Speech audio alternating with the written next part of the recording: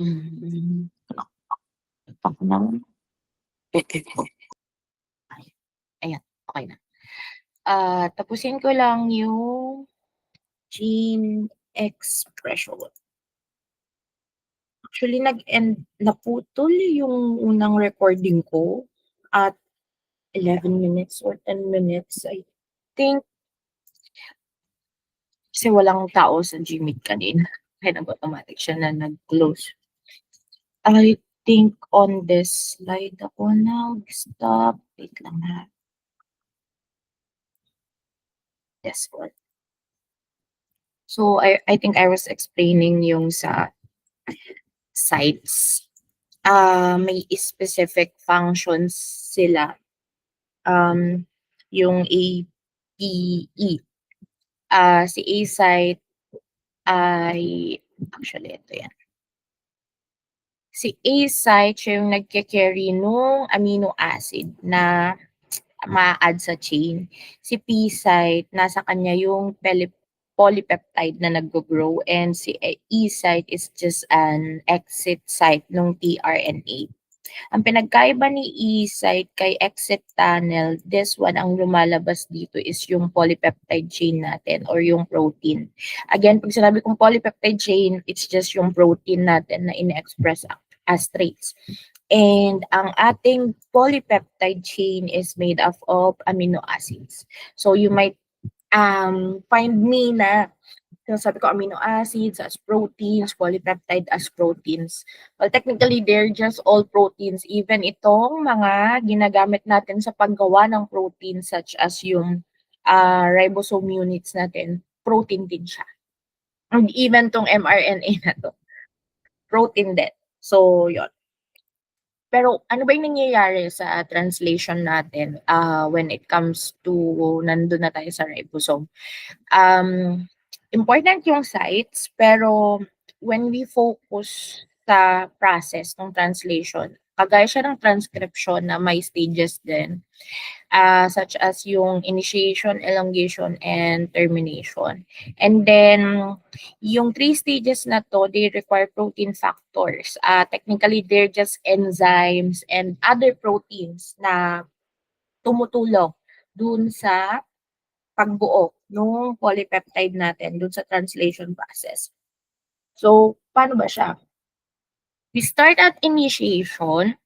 Sabi, sa initiation stage daw, yung mRNA natin from the transcription, yung tRNA na charge na, as I explained dun sa first 10-minute video, and yung ribosomal units natin, magmi-meet yan. Ang pinaka-step actually would be yung small ribosome natin ay pupuntahan ni mRNA. And then, si mRNA, pupuntahan niya ng special initiator tRNA, which is nandun yung magbabasa ng start codon. And then, pag nabasa na yung start codon, yung initiation factors, mga proteins din, dadalhin niya ngayon yung large subunit na magko-complete ng translation initiation complex. So, in visual form, ito lang to. So, we start at our small ribosomal unit. Papasok dyan ngayon si mRNA natin. And then, pag nakaupo na si mRNA, papasok ngayon si ating charged tRNA with the initiator na methionine from the AUG start codon. So, once na nakaupo naman na to si initiator tRNA, yung ating mga protein factors, dadalhin niya ngayon tong si large subunit. Imagine yung si anong tawag dito? Parang siyang burger, parang burger. Now, meron tayong yung small subunit natin, and then papasok si mRNA, then once na nakaupo na si tRNA, parang siyang ipapak as burger nung large ribosomal subunit natin. Parang, nakalimutan ko yung Tagalog term for it. Pero yeah, parang siyang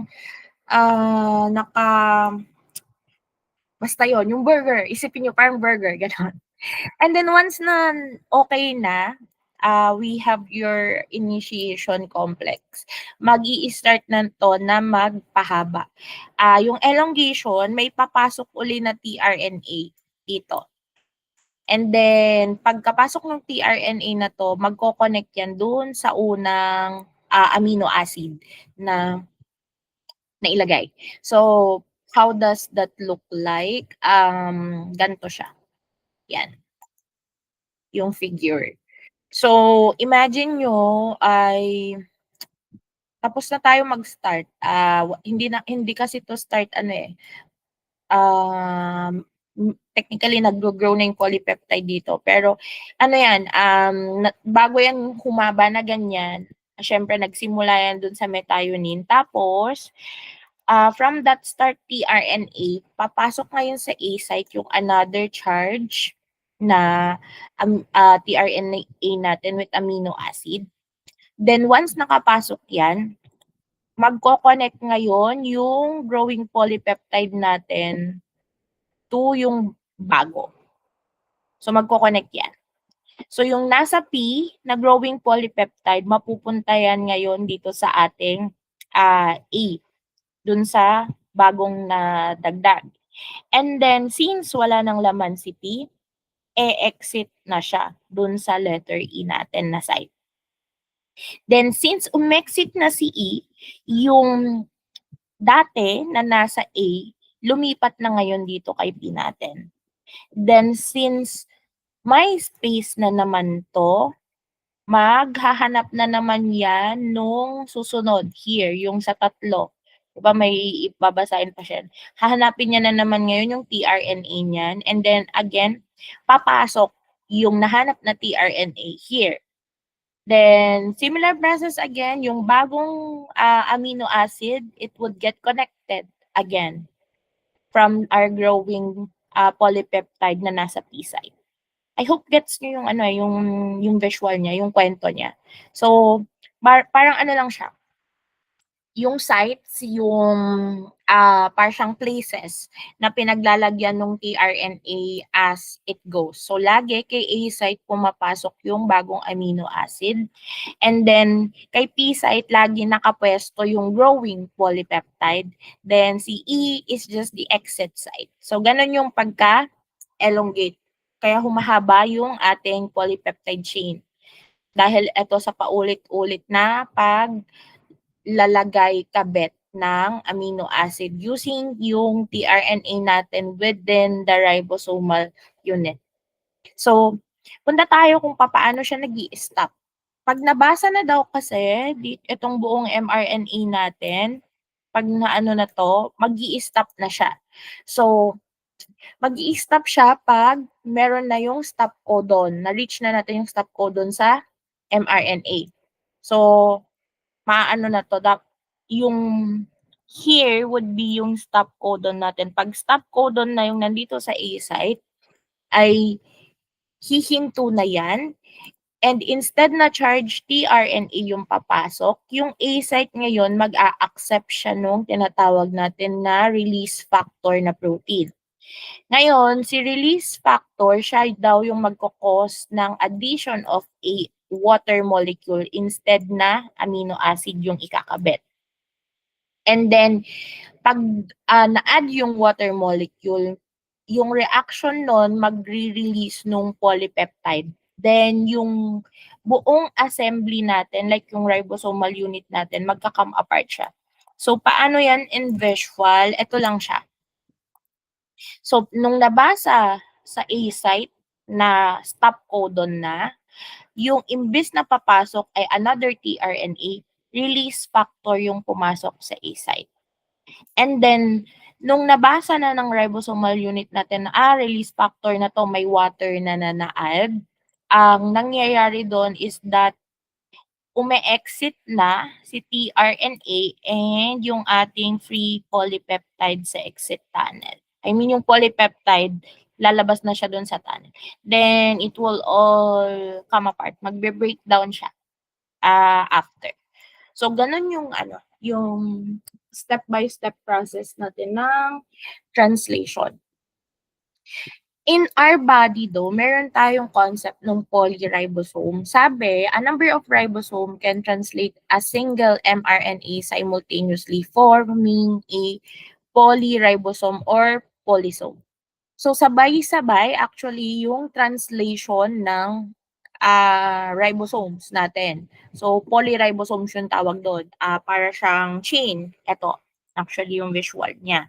So maraming yung single mRNA na to ay sabay-sabay na ginagawa ng protein ng different ribosomes. Tawag doon ay polyribosome. So yung because of this polyribosome na concept, yung cell natin is able to make many copies of a polypeptide. So marami tayong protein na gagawa because of eto, yung um, concept ng polyribosome natin. And then, yan siya sa ating microscope. Yan. So, mRNA, yung bilog-bilog ay ating mga ribosome. Now, we go here sa concept ng isang functional protein. Ang kwento kasi is that even if nakagawa na tayo ng polypeptide with our translation process, yung protein na product here is not really yung final na product pa. Hindi pa siya yung pinaka-functional. So, yung protein, yung polypeptide chain na nabuo ng translation, actually minomodify pa yan or dinadala pa siya sa specific site sa cell. So, again, yung story is that after we make our protein, may modification pa siya at may papupuntahan. May two pathways siya. It is modified and merong specific na places siya na pinupuntahan. So, para lang din yan yung unang RNA product sa eukaryotes na inexplain ko sa inyo na mayroon tayong mga kinakat, ganyan. Ito naman, more on sa protein. Meron namang nangyayari na parang may nangyayari pa to make it the final, gano'n. So, punta tayo dun sa modification niya. So, yung protein daw na nagawa sa translation, meron pa siyang modification in terms of folding. After daw mabuo yung polypeptide chain and even during, nagko-coil and fold pa yon into 3D. So, merong yung modification niya is meron siyang modification sa shape. And then, meron ding post-translational modifications. This is more on, may ino-on and off tayo chemically kay protein to make it more functional para magamit siya ng katawan natin. And then, meron tayong proteins, after na nagawa na siya, kailangan pa niyang makat. Kinikleave pa siya ng ibang enzyme para ma-activate. So, yung final product would be a cut protein. And then, meron naman na yung proteins na nagawa na natin during translation or after translation, nagiging part pa siya ng bigger protein. So, parang may apat pa siyang fate when it comes to modification. Nagbabago pa yung shape niya, may on and off tayo chemically within that protein. Minsan nakakat pa siya or nagiging part pa ng bigger protein. So, yun yung modification. When it comes to specific location naman daw, meron tayong dalawa na pwedeng puntahan ng ating protein or tawag natin sa protein na yon is free ribosome. Technically, ang ribosomes natin ay protein din ha. Parang lahat-lahat. Parang hindi naman lahat-lahat protein. Pero yon, madami dito sa mga concepts natin within our gene expression is proteins. Yung enzymes natin are proteins, mga ganon. So, yung free ribosome, either yung protein na nagawa natin, mag-i-stay siya sa cytosol, free ribosome yung tawag doon. Pag ma-attach naman siya sa ER, bound ribosome yung tawag doon. So again, kanina diniscuss ko yung modification na fate ni protein. Ngayon naman, may fate siya to go into specific locations. So, Yung mga free ribosomes natin, sila yung mga protein na nagagawa, mostly synthesized proteins that function in the cytosol. So yung free ribosome natin, sila yung mga proteins na nagagawa with functions within that cytosol. Tandaan nyo yung cytosol, baka nakalimutan nyo na, yung picture ng cell nung like first lessons natin, yung the one with the nucleus, yung mga Golgi apparatus, ganyan. Yung cytosol is yung parang sabaw kung saan naka-displace or place yung ating mga organelles. So, may picture later, papan. Tapos yung bound ribosomes naman, ito daw yung mga proteins na ginagamit ng endomembrane system natin. Tanda pa kung ano yung parts ng endomembrane system. We have our ER, Golgi apparatus, and our lysosomes. And then, itong bound ribosomes na to, ito yung mga ginagamit ng cell na proteins. Tapos, ang parang disclaimer is that yung ribosomes, again, proteins to, pwede siyang maging free or bound, depende daw kung anong pangangailangan ng katawan natin. Then, paano ba siya na ililipat dun sa specific locations natin? We discuss it dito sa slide naman na to. So, yung polypeptide synthesis daw natin ay nag-i-start yun sa cytosol. Then, natatapos siya sa cytosol unless meron daw magsisignal na i-attach siya dun sa ating ER. And yung nagsisignal na yon, ang tawag doon ay signal peptide. Signal peptide ay protein din ito. So yung tawag dito, yung tumutulong sa paggawa ng protein at paglipat ng protein sa katawan natin ay technically protein din. So anong nangyayari?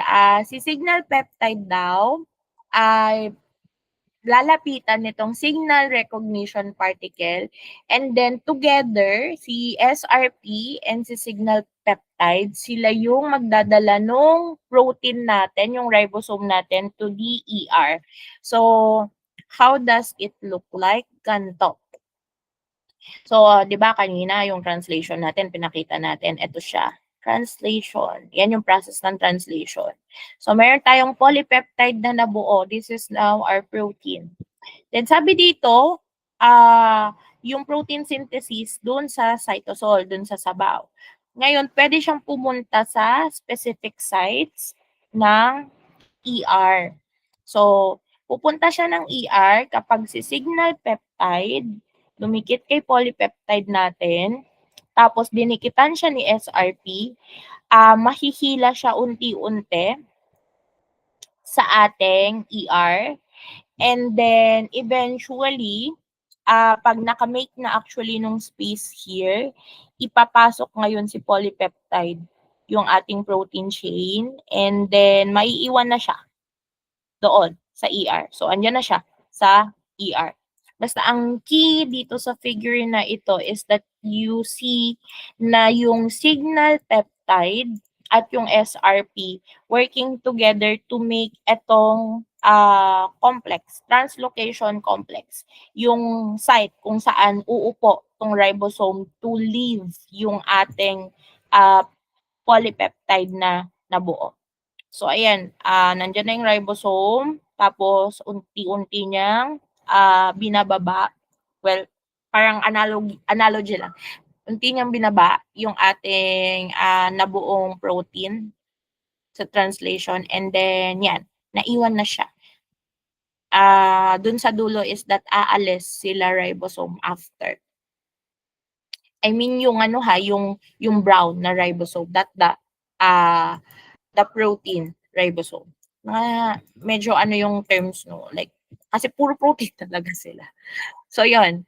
What you just need to understand, ito yung other fate ng protein. Can be dito lang sa cytosol, like or pupunta sa ating ER. And then, moving forward, we have yung concept ng mutation. Like, what happens if there's a mistake in the DNA code and mali yung na-translate natin. Dun sa exer na gagawin natin, hindi ko na nilagay yung mutation.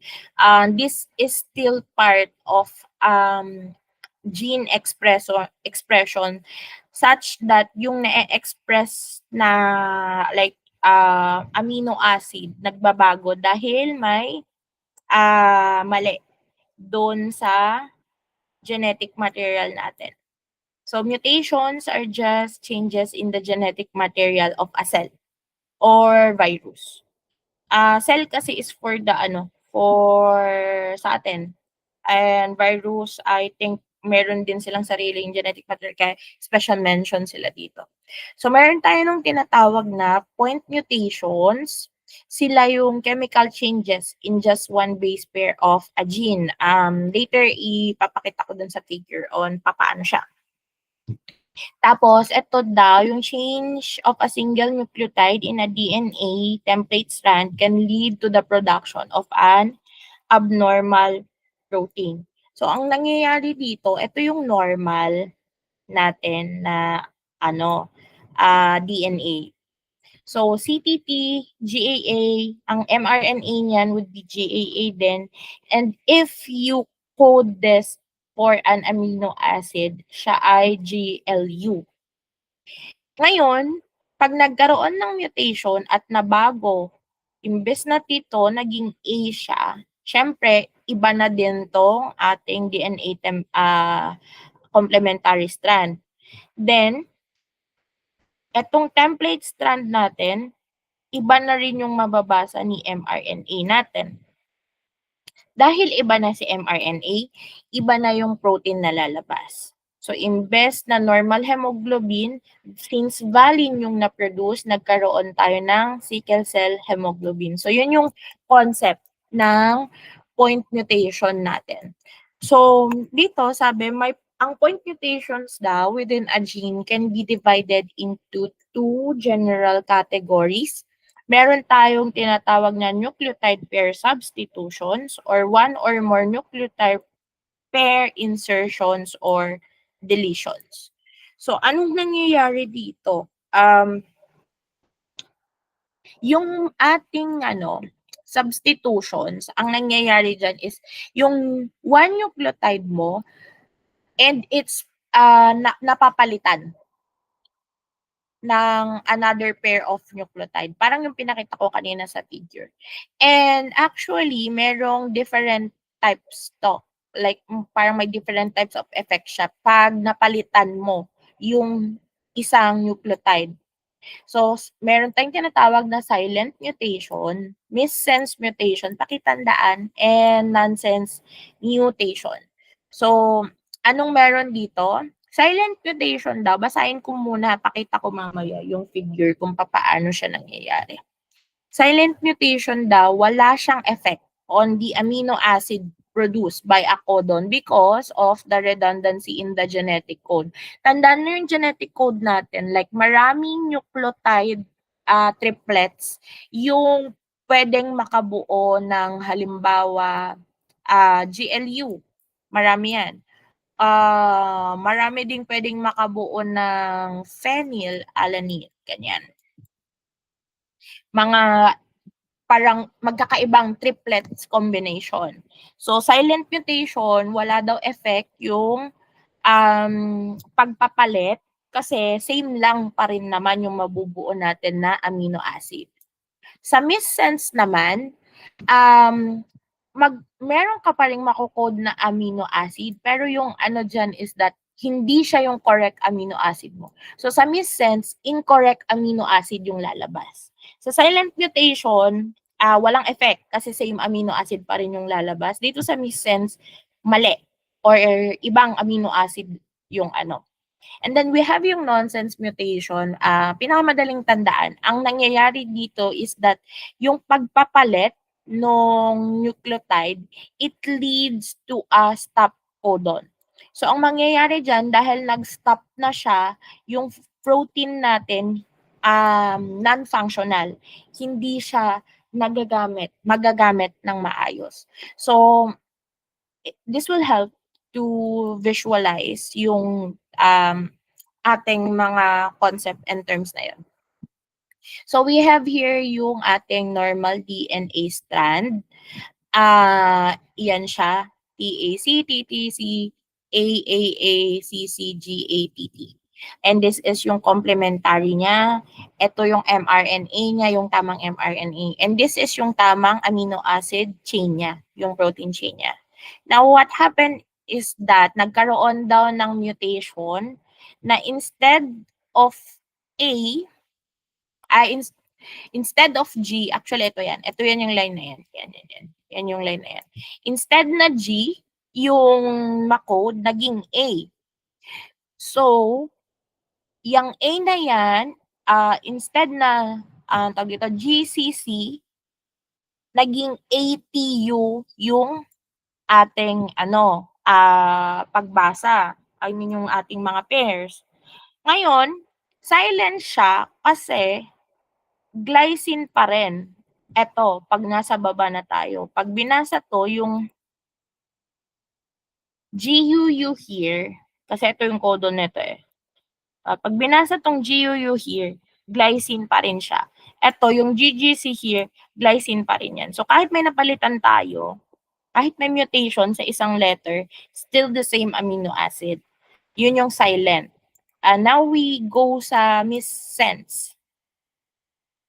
Sa missense naman, kita mo, iba talaga yung lalabas na amino acid, incorrect amino acid. So yung sa ating normal is that methionine, lysine, phenyl, and glycine. Glycine. Ngayon, ang nangyari, instead na glycine, yung dulo natin, naging serine siya. So, nangyaring naging serine siya because instead na C, yung, I think this is it. Yeah. Ito yan. Instead na C, yung ating na code for the DNA, naging T. So, instead na CGG, naging TAA na siya. And then, yung final codon natin na GCC glycine, dito hindi na siya GCC, naging AGC na siya. And this one codes for serine. So, yun, nagkaroon ng missense, iba yung lumabas na amino acid. So, yung function ng protein na to, this would be different here. So, yun yung missense mutation. Meron kang naiiba, incorrect amino acid. Now, madaling tandaan is yung nonsense natin. So, punta tayo sa ika-apat, 1, 2, 3, 4. Ito yung tama, ha? For our ika-apat na nucleotide. But, on this mutation, instead na letter T, naging A. Now, pag binasa to, ng mRNA natin, yung A magiging U. So, yung codon magiging UAG. Ang UAG ay stop codon. Again, mga stop codon natin ay uwag, uwa, tsaka, ano yung isa? Uga. Uwag, uga, uwa. Parang sounds ng bata. So, yan. So, instead na full na ganito, yung protein, met tapos stop na siya. So, ganun yung yung visual for our nonsense mutation. Now, punta tayo dun sa tinatawag na insertions and deletions. Kanina, may nagbabago lang dun sa letter. Dito sa insertions and deletion, may nat-add at may natatanggal. Tapos, madalas, ang insertions and deletions, mas disastrous yung effect niya than substitutions. Kasi technically, may natatanggal talaga at may na-add. Kasi, pag nangyari yun, nagkakaroon ka ng frame shift mutation na a-alter yung reading frame natin. So, paano ba yun? Yung frame shift mutation na to. Ito yung figure to help us understand kung paano yung insertion or deletion. Ito yung normal natin na strand. Again, TACT. Now, nagkaroon ng mutation, frame shift and frame shift causing immediate nonsense such that nag-move pa ganon yung ating reading frame kasi may nadagdag tayo na extra A here. So, yung TAC, dapat ang susunod doon ay TT. Dito, nadagdagan ng isang A. So, nadagdagan ngayon yung binabasa nito. So, nagkaroon siya ng shift dun sa reading frame. Ganun yung frame shift. Kaso, eto, yung specific type nito, nung naging U na to, naging stop na siya kaagad. So, eto ay frame shift causing immediate nonsense. So, naging nonsense na kaagad yung effect niya, nag-stop. So, instead na ito yung mabuo, ganito. Dahil may na-add. Again, yun ay insertion. On this naman, yung concept ng deletion, may nawawala. So, dito dapat CAAA yung normal. This one, nabawasan siya ng A. Ngayon naman, nag-shift yung reading frame pa ganon. Kasi, nabawasan. May shift dun sa reading frame. Ito naman, ang naging cause niya is extensive missense. Ibig sabihin niyan, nabago na completely. From after lysine, bisphenyl and fly, naging leucine at alanine. Ibang-iba na siya versus here. So, ganun yung concept naman ng deletion as a mutation. And then we also have yung no frame shift actually. Walang pagbabago dun sa pagbabasa. Ito kasi yan yung like yung nung shift ganyan. This one, tatlo yung nawala naman. Pag buong amino acid yung nawala, yung tatlong nucleotides, wala kang frame shift, pero may nawawala kang buo naman. Like eto, yung nawala dito as part ng mutation na yun. So, what you just need to understand is yung concept ko nung missense, nonsense, and silent, and yung sa insertion and deletions na nagkakos nung frame shift. Tapos, this one, walang frame shift, pero buong amino acid naman. So, yun. Hindi lang isang base yung nawala dito, kundi like tatlong base. Ganun yung niya. Wala siyang frame shift, pero yung effect pa din niya, it can make the protein na iba. So, paano daw ba nagkakaroon ng mutations? It's caused by what we call mutagens. Tapos, spontaneous mutations can occur sa DNA natin during replication, recombination, or repair. Tapos, mutagens, pwede siyang physical or chemical agents na nagkakos ng mutation. Example ng chemical would be like those cigarette smoke, radiation, like UV rays naman ay more on physical. Ganyan. Tapos, yun lang yung mga medyo matandaan. Itong final, I think one of the final concept is that kahit na magkaiba yung gene expression natin from ang gene expression ng bacteria, 'di ba na-explain ko, tsaka yung sa atin as eukaryotes iba. Yung concept daw ng gene ay universal. Ngayon parang inopen here yung archaea. Parang meron kasing paano ba? Technically dalawa lang yung natin, bacteria, yung prokaryotes and eukarya. So si archaea naman ay prokaryotes. Pero actually, yung gene expression features niya ay parang medyo mixed. May kasamang mix din with bacteria. Tapos, ang sinasabi lang dito is that sa bacteria and eukarya, nagdi-differ tayo sa RNA polymerases natin, yung termination ng transcription, 'di ba nung last time nung nag-transcription tayo sa bacteria, diretso kaagad. Si eukarya ay yung dadaan pa yan sa yung polyadenylation signal. Ay, naalala ko pa. Tapos magkaiba din yung ribosomes.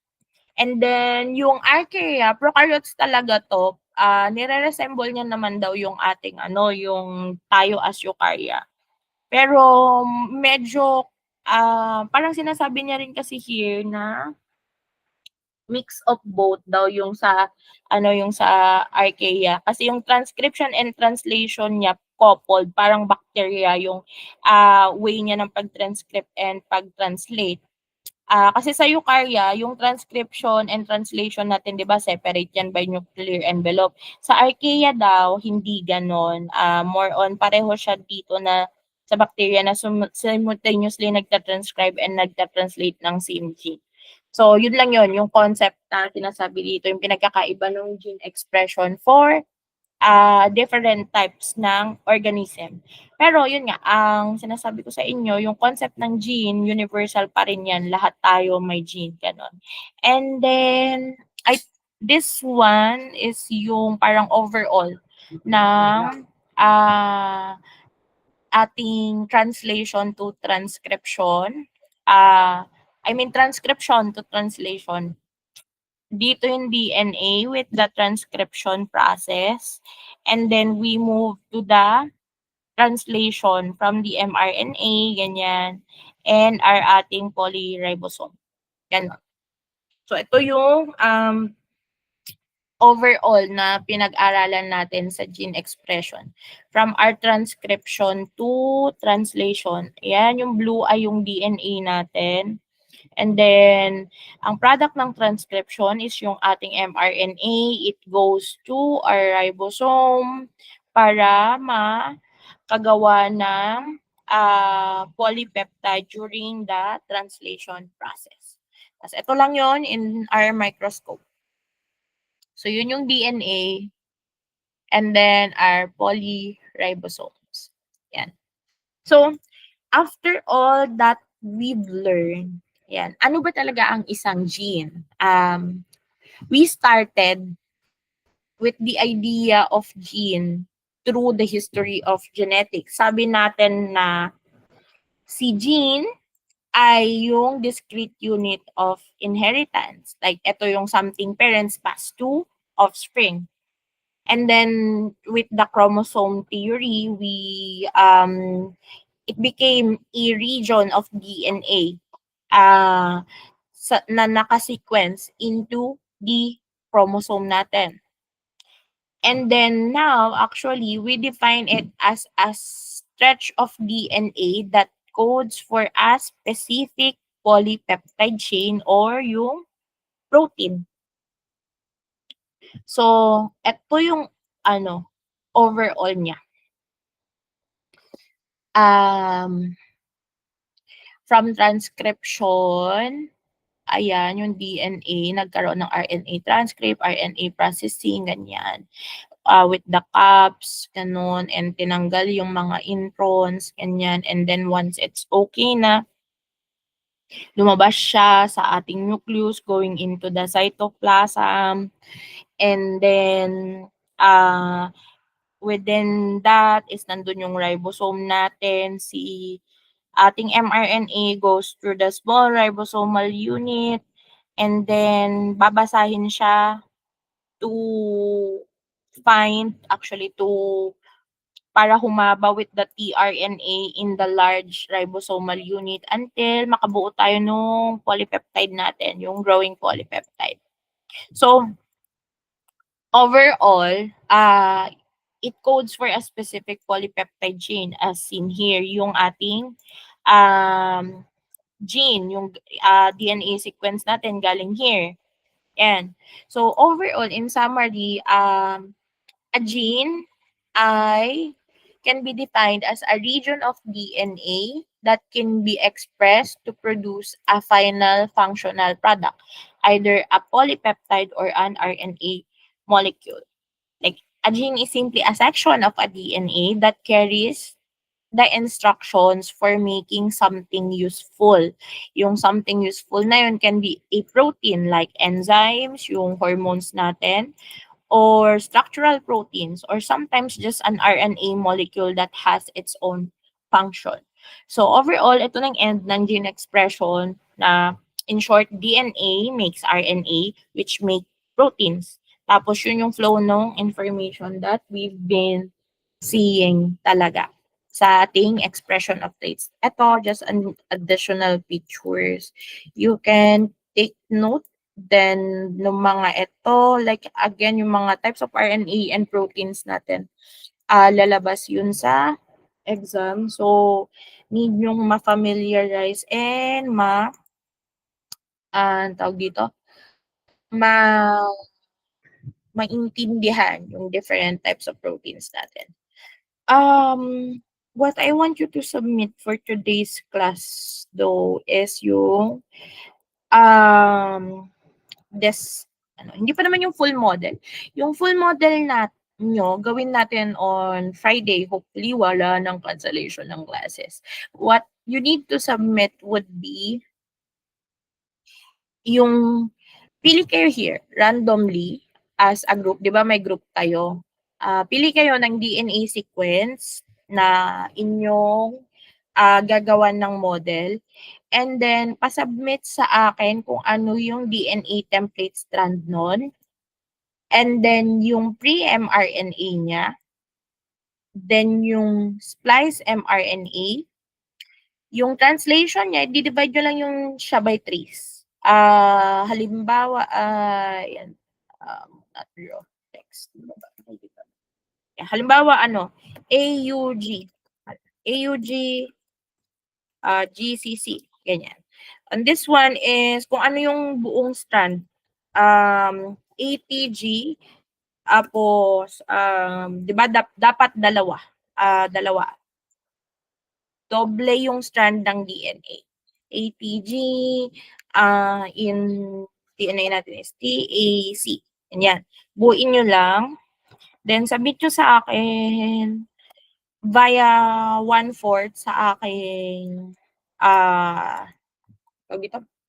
desk. So, sa 1/4, pakisulat nung pangalan ng group members ninyo and then yung strand na gagamitin ninyo. Then, pasulat doon, feel ko kasya naman, yung DNA template strand, yung buo. And then, ano yung magiging pre-mRNA nitong DNA natin. Halimbawa, ito, ATG, something, hindi ko finalize ano nyo lang, ano siya, pag ATG, UAC, tapos tuloy nyo lang, kasama yung maliliit.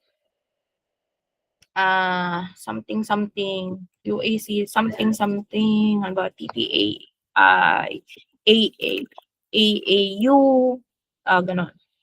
And then, pagdating dito sa splice mRNA, tanggalin nyo na to. Ano yung final without the small ones? So, UAC without yung mga small. And then, yung sa dito is pangatlo. And ito, yung AUG, dapat hindi siya yun. Siya AUG. Yung splice would be ako doon. So, when UAC, GC, U something, ganyan. UA or UGC, ganyan. And then, kung ano yung UAC, dito, halimbawa, methionine, halimbawa lang phenyl, ganyan. And then, yung sa gagawin natin na model on Friday would be eto.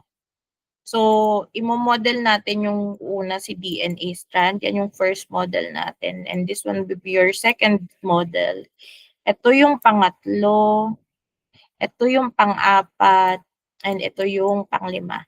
And then, prepare siguro 3 to 5 minutes mahaba na presentation on your model. Like, from your DNA template strand, anong nangyari, ganon. And then, pasa nyo sa akin yung answer ng guide questions then on Friday. Tapos, pa-prepare din, halimbawa, magtatanong ako regarding guide questions pagkatapos ninyong i-present yung model ninyo. So, yun lang. Basically, ang need nyo lang i-submit is yung 1/4 with yung sagot. Dito. And then, I'll try to comment and check kung tama ba yung pagkakagawa ninyo para maging tama yung model niyo. Kasi dun sa iba kong class, maraming mali pagdating dun sa kanilang pre-mRNA. So, chine-check ko pa rin. I will comment dun sa ipapasa ninyo. So, again, 1/4 with your group members and yung kung anong napili nyo here na i-code. And then, pag ano nun, yung susunod would be ano yung DNA template strand, yung full, dalawang lines ha ng DNA natin, DNA template strand, and then yung one line for the pre-mRNA, and then yung sa splice mRNA, this is just your pre-mRNA without yung small letters. And then dito sa codons, it's just your splice mRNA actually na naka ano lang by trees. And then yung amino acid chain. So yun lang siya. If my question, you can message me. Tapos I think I will be around the office ng 1. Pag gusto niyo akong puntahan with tanong sex surgery, you can go to me there. Tapos, ano pa ba? I'll upload din tong video sa YouTube para baka hindi nyo na naman mapanood. So, yun. Yun lang.